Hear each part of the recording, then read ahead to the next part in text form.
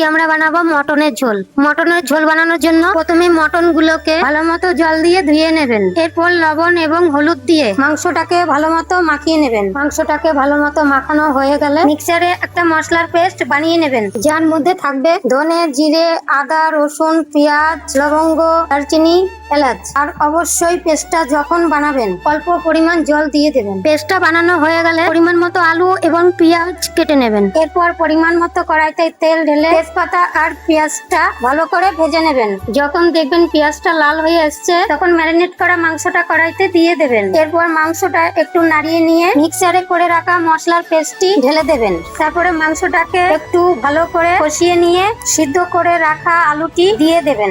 এরপর নুন, হলুদ, লঙ্কার গুঁড়ো দিয়ে এরপর আলু দিয়ে অল্প কষিয়ে নিয়ে পরিমাণ মতো জল এবং গরম মশলা দিয়ে ফুটিয়ে নেবেন। তখন দেখবেন মাংস সিদ্ধ হয়ে এসেছে, তখন নামিয়ে নেবেন। ব্যাস, আপনাদের মটনের ঝোল রেডি।